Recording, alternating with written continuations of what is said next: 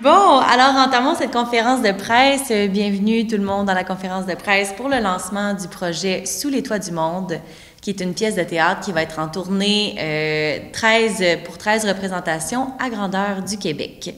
Je vais céder la parole à Hélène Desperriers, qui a fait l'encadrement artistique du projet théâtral. Ce projet-là date d'environ 2 ans. Ça veut dire que même si actuellement on entend beaucoup parler des problèmes au niveau des logements, nous, ça fait longtemps qu'on s'y intéresse.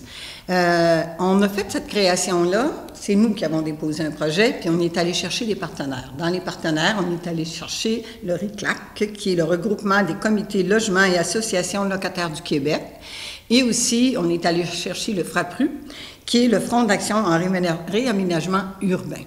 Et avec ces personnes-là, on a comme établi un objectif, le public auquel on voulait s'adresser. Le public, justement, c'est le grand public. On parle de tous les problèmes de logement, mais en même temps, ça vise les gens qui sont locataires, mais les gens qui sont propriétaires. Parce que la thématique de la pièce, c'est vraiment les rapports de force qui existent entre les propriétaires et les locataires.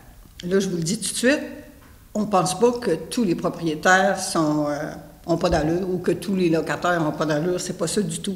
Sauf qu'avec tous les témoignages qu'on a actuellement, il faut bien reconnaître qu'il y a vraiment des gens qui sont mal pris au niveau du logement au Québec. Alors l'importance pour nous, à ce moment-là, dans la pièce de théâtre, qui dure environ 1 heure, c'est de faire prendre conscience qu'il y a un rapport de force qui existe. Puis même si on dit que oui, mais les locataires ont des droits, oui, les locataires ont des droits, mais est-ce qu'ils ont les moyens de défendre leurs droits? C'est souvent le problème qui arrive. Alors, pour faire la création, souvent, parmi nous, ce qu'on fait, c'est qu'on travaille avec des gens qui connaissent le dossier beaucoup plus que nous. Donc, on a habituellement des ateliers de documentation vivante. Ça veut dire qu'on réunit des gens qui connaissent bien ça et qui vont nous donner des situations pour être dans le concret, pour pas être en train de théoriser, mais bien partir du vécu des gens. On n'a pas pu, à cause de la COVID, faire entièrement ce qu'on voulait, mais on a quand même eu un atelier de documentation non vivante, de façon virtuelle, avec des gens de Montréal qui se sont réunis, qui travaillent dans des associations pour avoir justement des témoignages. Et on a eu la chance aussi de faire un vrai atelier de documentation vivante au mois de mai, avec l'Association des locataires de Victoriaville. Alors ça a été vraiment très intéressant de le faire et tout ça a nourri la création. Donc, cette création-là, oui, c'est le parmi nous qui prend la parole, mais il prend la parole au nom des gens qui vivent ces problèmes-là en se disant que c'est très important d'en prendre conscience, parce que même si, moi je me dis, même si il y a des gens qui n'en ont pas de problème comme locataires ou comme propriétaires, bien, il y a une question de solidarité. Il faut voir que ça va mal en Moses. C'est sûr qu'on entend plus parler par rapport à Montréal. On connaît moins la situation à Victoriaville. C'est beaucoup plus... on ne sait pas trop ce qui se passe. Dans ce sens-là, c'est intéressant d'avoir Evelyne avec nous. Mais nous, on est donc... on vise différentes régions du Québec. On va faire la tournée avec ça. Donc, c'est un peu ça notre approche. Et l'auteur, c'est quelqu'un qui travaille avec nous depuis plusieurs années, Hugo Turgeon, a participé à toute cette recherche-là, a écrit le texte qui a été quand même lu, approuvé, et comme mise en scène, il a décidé de faire un genre de docu-fiction. C'est comme si la pièce, finalement, commence avec 2 femmes qui sont locataires, qui vivent des difficultés, et un réalisateur a décidé de faire un documentaire. Je ne vous raconte pas toute l'histoire, mais ça passe vraiment par des personnages, par du vécu, et à travers ça, on a des gens, des intervieweurs, des gens de la radio, des médias, qui aussi vont venir témoigner de ce qui se passe au niveau de l'actualité. Ça s'appelle « Sous les toits du monde ».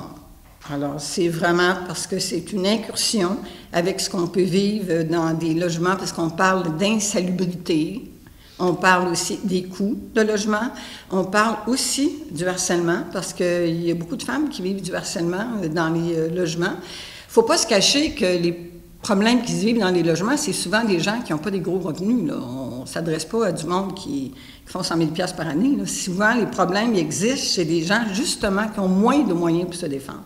Et c'est là où c'est très important d'en prendre conscience, tout le monde.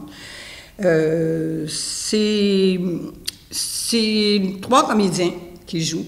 On a une comédienne, entre autres, qui est d'origine Amérique latine, ce qui fait qu'elle va jouer, elle, une réfugiée de Colombie.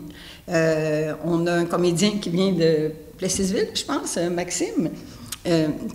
Lui, il va jouer plusieurs personnages, dont le propriétaire pas correct, je dirais.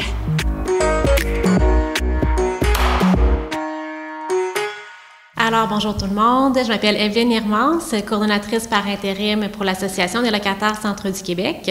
L'Association des locataires Centre du Québec est un organisme de défense collective des droits, donc plus spécifiquement en défense des droits des locataires. On entame notre 40e année d'existence cette année, donc on est bien fiers là, de célébrer ça cette année. On croit fermement qu'avoir un toit, c'est un droit. Donc, on informe les locataires sur leurs droits et leurs obligations. On les aide là, en les appuyant dans leur démarche de résolution de conflits là, avec leurs propriétaires. Dans le contexte actuel, où les problèmes en matière de logement sont très présents et au cœur de l'actualité, je trouve que la pièce tombe vraiment à point. On constate une grande détresse dans les ménages, causée là, entre autres par le manque de logements abordables et salubres, mais aussi par les pratiques là, abusives des propriétaires. Les locataires ont des droits, sachez-le. La discrimination des propriétaires est quelque chose qu'on voit là, de plus en plus. Les familles ont de la difficulté à se loger. Les personnes qui essaient de s'en sortir, qui n'ont pas des revenus décents aux yeux des propriétaires, n'arrivent même pas, en fait, là, à pouvoir visiter un logement puisque leur candidature est systématiquement là, refusée. Sachez qu'il y a de très bons propriétaires. Cependant, ce que nous, on voit au quotidien, évidemment, là, c'est ceux qui veulent moins collaborer avec les locataires. Donc, il nous fait donc très, très plaisir là, d'appuyer l'équipe du Parmi nous pour cette pièce. C'est important d'innover en matière d'éducation populaire autonome là, afin d'informer les locataires sur leurs droits. Nous avons un devoir de sensibilisation auprès de la population et des propriétaires pour éliminer là, les préjugés et la discrimination envers les locataires. On a besoin d'une force collective pour améliorer les conditions de vie des locataires et aussi là, pour avoir de meilleures relations entre les propriétaires et les locataires. On espère donc que cette pièce aura là, un impact positif sur l'ensemble de la collectivité. L'association a la chance de collaborer avec la Ville de Victoriaville, l'OMH et plusieurs là, partenaires du milieu communautaire. Donc, on espère là, qu'en travaillant tous ensemble, on pourra améliorer la qualité de vie des gens. Merci. Merci. Donc, comme mes collègues ont vraiment très bien parlé du sujet, de notre processus de création, je vais parler de la pièce plus spécifiquement. C'est une pièce effectivement de 50-55 minutes environ qui va être présentée dans 13, pas dans 13 régions différentes, mais il va y avoir 13 représentations de cette pièce-là. Et c'est important de noter que les représentations de la pièce sont gratuites, vu comme on est financé par le ministère de la Famille du Québec. Donc, on fait des partenariats avec les associations de locataires des différentes régions ou les ACEF, des associations communautaires, pour être en mesure de rejoindre leurs membres. C'est les gens, en fait, les membres des associations communautaires, c'est vraiment ces gens-là qu'on cible pour voir la pièce, même si, comme Hélène a dit tout à l'heure, tout le monde devrait voir la pièce, tout le monde devrait être solidaire avec ce sujet-là. On veut particulièrement rejoindre les clientèles plus vulnérables pour qu'ils puissent sentir une espèce d'empowerment, pour qu'ils puissent sentir qu'ils ont un pouvoir face à leur situation.